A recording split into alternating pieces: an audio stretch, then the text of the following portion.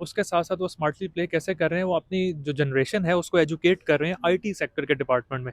IT sector कान के इर्द-गिर्द घूमती भी रह गई है, तो वो कहाँ बड़ा सोच सकते हैं, वो कहाँ अपने आप को देख सकते हैं किसी बड़े मकाम के ऊपर, जब उनको पिक्चर ये दिखाई गई है कि आपने सिर्फ़ उठना है, रोटी कमानी है, खानी है और सो जाना है। Indians are play with the heart of minds, वो किस तरह इंसान के दिमागों के साथ या उनके दिलों के साथ खेलते हैं कि उनको एजुकेट करते हैं कि आपने इस तरफ फ्रांस में जब रिवॉल्यूशन आई थी ना, जब फ्रांस ने तरक्की की थी, तो उन्होंने जो चर्च का जो होल्ड था वो कम किया था और फिर वो तरक्की कर गए थे। यहाँ पे भी वही मसला है कि हमें इस तरफ लगा दिया गया कि अच्छा ये करोगे तो जहन्नुम में जाओगे, ये करोगे तो जन्नत में जाओगे।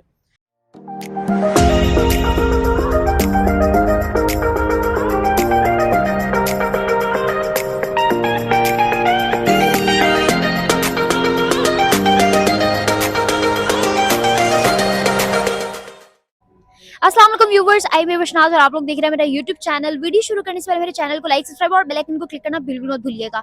आज इस टॉपिक पे मौजूद पाकिस्तानी अवाम से बात करने जा रही हूँ। बहुत ही मजे की अपडेट आई है।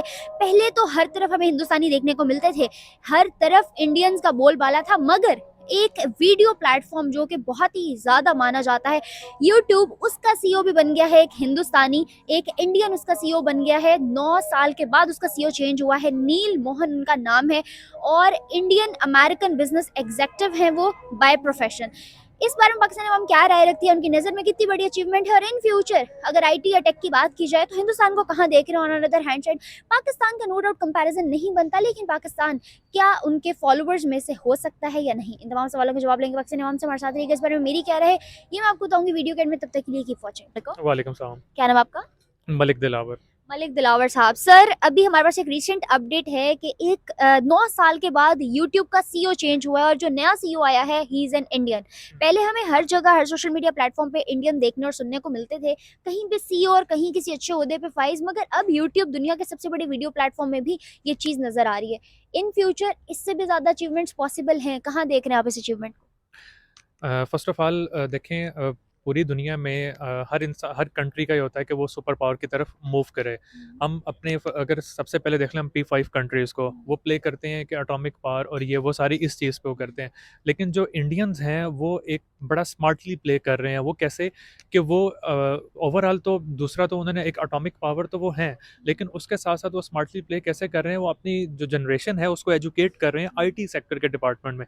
आईटी सेक्टर में उसको उन्होंने एजुकेट कर दिया कि आप जितने भी पूरी दुनिया में देख लें, तमाम अदारों में, आईटी के तमाम सेक्टर्स में इंडियंस इन्वॉल्व हैं।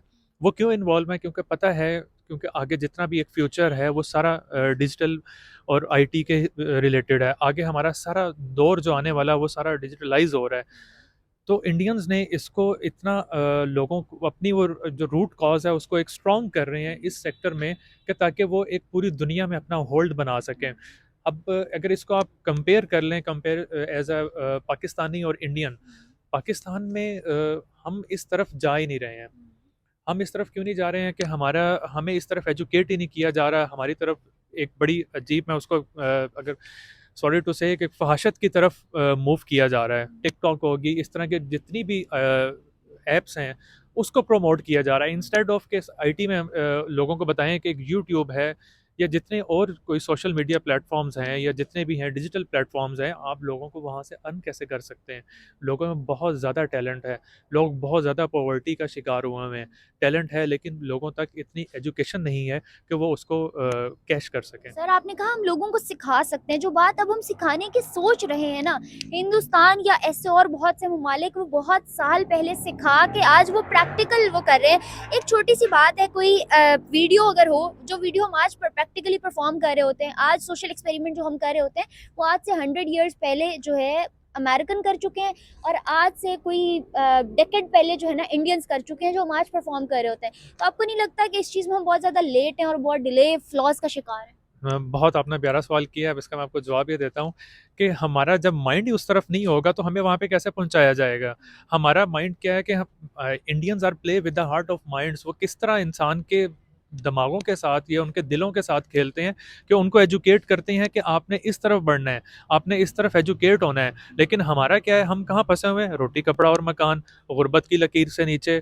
हमने फलां कंट्री का कर्जा देना है, हम उनसे एड लेंगे तो हम आगे बढ़ सकते हैं या हम अपना खर्चा चला सकते हैं। पॉलिटिशियंस के स्लोगन से बाहर नहीं निकल रहे। एग्जैक्टली, पॉलिटिकल इंस्टेबिलिटी है, इकोनॉमिकल इंस्टेबिलिटी है। जब हम इन चीज़ों से बाहर आएंगे तो हम इस तरफ जाएंगे ना। हम अपने बच्चों को किस तरह पढ़ा सकते हैं? हम अपने बच्चों को जब ये आज कंट्री में अब इस टाइम आप जो मौजूदा सिचुएशन है, अब उसमें क्या आप क्या सोच सकते हैं कि हम इनको एजुकेट कर सकते हैं? कभी भी नहीं आप कर सकते। आप एजुकेट तब करेंगे जब आप एक खुशहाल ज़िंदगी गुजार सकते हैं। खुशहाल ज़िंदगी गुजारने के साथ साथ आप लोगों को एजुकेट कर सकते हैं। हम अपने बच्चों को जो एक गुर्बत की लकीर से नीचे जनरेशन रह रही है, उनको तो ये लाले पड़े होते हैं कि उन्होंने सुबह का पेट कैसे पालना है, कि वो लोगों को एजुकेट कैसे करें। एक गरीब माँ बाप अपने बच्चों को ये होता है कि सुबह उन्होंने उसको स्कूल कैसे भेजना है, क्या आया उनके पास बुक्स हैं, क्या उनके पास यूनिफॉर्म्स हैं, क्या उनको सुबह का खाना पीने का पैसा है। जब इन चीज़ों से आप बाहर आएंगे तो आप लोगों को पढ़ा सकेंगे, लोगों को एजुकेट कर सकेंगे। Either it will be in IT sector, either it will be in any sector. Sir अगर लोगों को थोड़ा सा हाउ टू नो होने भी लगता है, जैसे आफ्टर कोविड लोगों को इस बारे में नॉलेज होने लगा, उनको समझ आने लगी, तो उस समझ आने के सिनेरियो हमारे पास रिजल्ट्स ये निकलते हैं कि हमारे पास वो सोशल मीडिया प्लेटफॉर्म ही बैन कर दिया जाता है जहाँ पे थोड़ी सी ज़्यादा पब्लिक दिखाई देती है। और हर चीज़ के दो पहलू होते हैं, पॉजिटिव भी और नेगेटिव भी, लेकिन उसका नेगेटिव पहलू देखते हुए उस चीज़ को बैन कर दिया जाता है। विकिपीडिया को बैन किया गया, यूट्यूब को बैन किया गया, पबजी को, टिकटॉक को, हर प्लेटफॉर्म को, मेजर प्लेटफॉर्म को बैन कर दिया गया। हालांकि पाकिस्तान में मोनेटाइजेशन भी अदर देन यूट्यूब किसी चीज़ की नहीं है। इस चीज़ को किस नज़र से देखें? If I am not wrong, कि पाकिस्तान में जब कोई टैलेंट इस सतह तक पहुंचता है, मैं एग्जांपल दूंगा अरफा करीम की। जब वो इस तरफ एक इतनी उम्र में उसने इतना बड़ा प्रोजेक्ट किया, तो उसको गायब कर दिया गया। अब मुझे नहीं पता ना, मैं इसके बारे में कुछ कमेंट्स पास करना चाहूँगा कि वो कहाँ पर है, वो ज़िंदा है या सर किस। डॉक्टर अब्दुल कदीर आपके सामने जिंदा एग्जांपल। डॉक्टर अब्दुल कदीर है, और इस तरह बहुत सारी एग्जांपल्स हैं जो इतनी सी उम्र में लोग आगे जाना चाह रहे हैं, जिनके पास एजुकेशन है, जिनके पास माइंड है, जो आगे बढ़ना चाहते हैं इस डिपार्टमेंट में, इस सेक्टर में। लेकिन हमारी गवर्नमेंट उसको सपोर्ट नहीं करती। आपका टॉपिक है इंडियंस क्यों इस तरह ऊपर जा रहे हैं और अपना अपना पाँव वो जमा रहे हैं, उसकी रूट काज वो स्ट्रॉन्ग कर रहे हैं, क्योंकि इंडियंस की गवर्नमेंट जो उनको प्रमोट करती है, उनको बैकेंड पे सपोर्ट करती है। लेकिन हमारे पाकिस्तान में ऐसा नहीं है। हमारे पाकिस्तान में बड़े उसको बुरे अंदाज से उसको जकड़ा जाता है और उसको मतलब कि डाइवर्ट कर दिया जाता है। सर ये तो सारे फ्लॉज हैं। अगर हम बात करें कंक्लूजन की है, इसको कंक्लूड करने की तरफ चलें, तो इन फ्यूचर अगर हमें सेट करने हैं गोल्स, चलो ठीक है हम प्रोड्यूसर नहीं हो सकते, हम देख के तो सीख सकते हैं, हम फॉलोअर ही बन जाएं, फॉलोअर भी अच्छे बन जाएं कि देख के सीख लें। चलो 10 साल 20 साल 50 साल बाद ही अच्छी लाइन पे ट्रैक पे आ जाएं, तो उससे भी ज़्यादा हम पीछे जाए जा रहे हैं। चीज़ों पे किन इकदाम पे अमल करके हम जो है ना चीज़ें बेहतर कर सकते हैं? फर्स्ट ऑफ ऑल, आप जितना मर्जी इस अपने एंड से कर लें इसको, लेकिन एंड पे आके जब आपको बैकएंड से सपोर्ट नहीं मिलेगी, बैकएंड आपके क्या है, गवर्नमेंट आपको सपोर्ट नहीं करेगी। आप कोई ऐसा प्रोजेक्ट करती हैं, कुछ ऐसा करती हैं। अब आपने देखा है कि जितनी भी पाकिस्तान में यूनिवर्सिटीज़ हैं, वहाँ पे कई ऐसे डिपार्टमेंट में हैं जहाँ पर बच्चे, स्टूडेंट्स आजकल की, फीमेल्स हैं, मेल्स हैं, लड़के, वो एक नए नए प्रोजेक्ट्स कर रहे हैं। इलेक्ट्रिक कार बना रहे हैं, इलेक्ट्रिक वैन बना रहे हैं, पानी पर चलने वाली कई चीज़ें बना रहे हैं। लेकिन हमारी गवर्नमेंट उनको प्रमोट नहीं कर रही। सर आपने एजुकेशन सेक्टर के हवाले से बात की, तो आपको बताऊं कि कोविड में जहां पूरी दुनिया ऑनलाइन एजुकेशन ले रही थी ताकि उनके एजुकेशन का लॉस ना हो, वहां हमारे घर में बच्चे इंटरनेट का रोना रो रहे थे। हर घर की कहानी थी वो इंटरनेट। तो जहां पे जिस मुल्क में 3G ही नहीं चल रहा, लोग 6G पे पहुंचे हुए हैं, 5G लॉन्च करके पूरी दुनिया में पहुंचाया हुआ है, हम अभी तक 3G 4G पे को स्टेबल नहीं कर पा रहे अपने मुल्क में। तो इन फ्लॉज पे काम किए बगैर हम अगला स्टेप कैसे ले सकते? नहीं ले सकते। और अस्सलाम वालेकुम। वालेकुम सलाम। क्या नाम आपका? उस्मान। उस्मान बहुत बड़ी अचीवमेंट है एक सामने आई इंडिया की। यूट्यूब दुनिया का सबसे बड़ा वीडियो प्लेटफॉर्म, जिसका CEO 9 साल के बाद चेंज हुआ है, और वो एक इंडियन है, नील मोहन नाम है उनका। किस तरह देख रहे हैं आप इस न्यू अपडेट को? क्योंकि पहले हम गूगल का CEO देखते थे सुंदर पिचाई इंडिया से, शनैल ब्रांड की CEO फीमेल इंडिया से, ट्विटर, फेसबुक, तमाम सोशल मीडिया प्लेटफॉर्म्स पे बड़े बड़े ओहदों पे हमें इंडियन फाइज नजर आते थे, मगर यूट्यूब एक ऐसी चीज़ थी जिसमें सोचा भी नहीं जा सकता था, मगर उसमें भी अब हमें एक इंडियन देखने को मिलेगा। कैसी लगी आपको ये खबर? खबर तो देखें, जिस तरह इंडिया जिस तेज़ी से तरक्की कर रहा है आईटी के सेक्टर के अंदर, जो उनकी अचीवमेंट्स हैं, ना सिर्फ इंडिया के अंदर, इंडिया के बाहर भी आप देखते हैं। जैसे आपने भी बताया कि गूगल और इन जितने भी ये बड़े टेक कह लें कि जायंट्स हैं। यहाँ पर इंडियंस का जो एक वो कह लें कि इंडियन टैलेंट जो अपना लोहा मनवा रहा है, तो उसको देखते हुए इट्स क्वाइट नथिंग शॉकिंग कि यूट्यूब के अंदर भी अब जो है इंडियंस अपना लोहा मनवा रहे हैं। तो यूट्यूब ऑब्वियसली दुनिया का सबसे बड़ा प्लेटफॉर्म माना जाता है, और बहुत से लोगों के जो है आप कह लें कि रोज़गार कह लें या कह लें कि जो अपना करियर है वो यूट्यूब से एसोसिएटेड है। तो टेक्निकली वो जब एक इंडियन सीईओ आता है, तो ऑब्वियसली वो इंडिया में ख़ुद बहुत ज़्यादा यूट्यूबर्स और पाकिस्तान के अंदर भी हैं, बट इंडिया के अंदर जितने हैं, तो ऑब्वियसली इंडिया के लिए एक बहुत बड़ी अचीवमेंट है। और इसमें यही मैं कह सकता हूँ कि सर ये तो थी हिंदुस्तान की तारीफों की फहरिस्त। अब दूसरी जानिब नजर डालते हैं थोड़ी अपने मुल्क के ऊपर। पाकिस्तान की अगर बात की जाए तो हमारा यूथ का खून जो है ना बड़ा जोश मारता है सोशल मीडिया को लेकर, मगर इस सोशल मीडिया में जब प्लेटफॉर्म्स की बात आती है, अपॉर्चुनिटीज़ की बात आती है, तो मुझे बताएं क्या ऐसी चीज़ है जो उनको रोक लेती है और हम वहाँ पे इतने एक्टिव नहीं हो पाते जिस तरह से पूरी दुनिया उसमें ग्रोथ कर रही है। हमारा मीडिया या हमारी पॉलिटिकल चीज़ें जो हैं हमारे सोशल मीडिया पे सिर्फ एक जंग की हद तक बन के रह गई हैं। हम लोग उस चीज़ पे कभी भी जो है पूरी तरह से वो क्यों नहीं होते, हावी क्यों नहीं होना चाहते, हम उसको होल्ड क्यों नहीं करना चाहते, हम हमेशा से फॉलोअर्स क्यों रहे हैं, हम प्रोड्यूसर क्यों नहीं बनना चाहते? देखिए, सबसे पहले तो मैं यही कहूँगा कि ऐसा नहीं है कि पाकिस्तान में कोई कम टैलेंट मौजूद है इंडिया से। बट मैं ये ज़रूर कहूँगा कि पाकिस्तान कुछ चीज़ों की नज़र हो गया है, जैसे कि पॉलिटिकल इंस्टेबिलिटी, इकोनॉमिक इंस्टेबिलिटी, और बहुत सी वजूहात हैं जिनकी वजह से पाकिस्तानी जो हैं वो अपना टैलेंट उस तरह से एग्ज़िबिट नहीं कर सके, उनको अपॉर्चुनिटीज़ नहीं मिली, उनको प्लेटफॉर्म्स नहीं दिए गए। इसमें कुछ हद तक हमारा अपना भी कसूर है कि हम जो हैं वो बहुत अलग किस्म की बहसों में पड़े रहे, और जिस तरह का हमें करिकुलम पढ़ाया गया कि फ़लाना हमारा दुश्मन तो फ़लाना हमारा दोस्त, चाइना हमारा अच्छा दोस्त, इंडिया हमारा काउंटर पार्ट या हमारा दुश्मन, जिस तरह से उस्मान, हमें पढ़ाया गया तो हमें इन चीज़ों के ऊपर लगा दिया गया। और तो बेसिकली जो हमारा जो एक ग्रोथ होती है माइंडसेट की, वो इसी तरह होती है कि हमने फलाने को बुरा कहना है, फलाने को अच्छा कहना है, और अपने आप को नहीं सुधारना कि हम क्या हैं और हमने किस तरह से अपने टैलेंट को एग्ज़िबिट करना है। तो ये सब मिली-जुली वजूहात हैं जिसकी वजह से पाकिस्तानी जो हैं वो ये तो नहीं कहूँगा कि पीछे रह गए हैं, बट मैं ये कहूँगा कि उतनी अपॉर्च्युनिटीज़ या उस तरह से अपने टैलेंट को दुनिया के अंदर एग्ज़िबिट नहीं कर पा रहे जिस तरह से बाकी बाकी दुनिया ममालिक जो करवा है रही वो है। कर रहे हैं। उस्मान, पाकिस्तान के अंदर 2000 अगर 12-14 की बात करूँ तब भी यूट्यूब बैन हुआ था। अभी रिसेंटली भी यूट्यूब बैन होने की बहुत ज़्यादा बातें चल रही थी, विकिपीडिया भी बैन हो चुका। हर सोशल टिकटॉक बहुत अरसे तक बैन रहा, पबजी बैन रहा।